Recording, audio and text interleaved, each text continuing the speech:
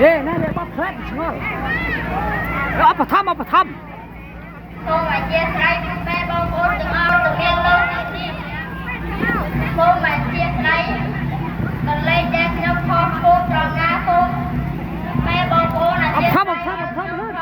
Ở lui. Ủa, phải tràn đó vậy.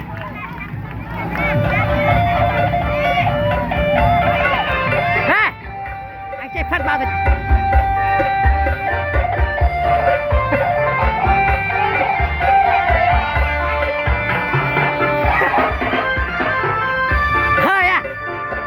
Hơi đó. Ấp thấp cho trâm. Hơi đó.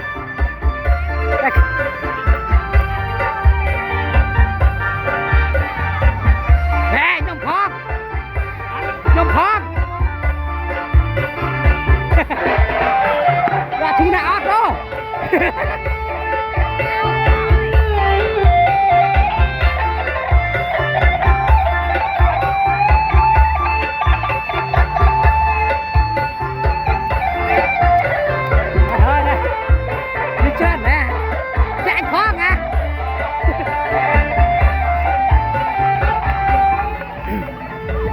Nhâm là thọt.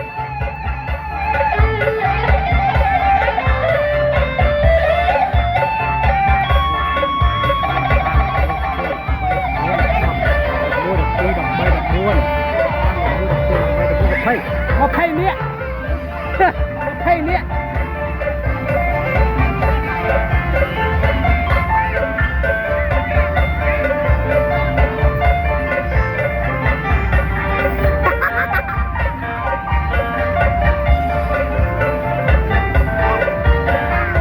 Ủa, sẽ xong đây hả? Bạn vui kìa. Sẽ xong đây trời.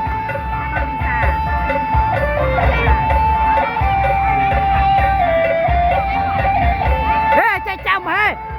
Làm hạ prom luôn. Nụ hạ prom. Hạ prom.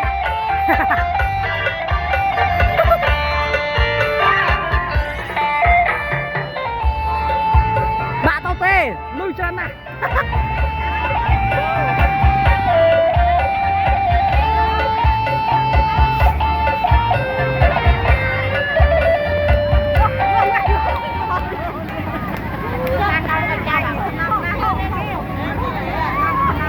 Tê chả như tua say với đây cắn người hột.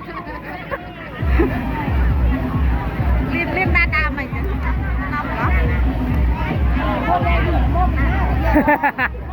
Mình ông thọp thế, bà bố thế.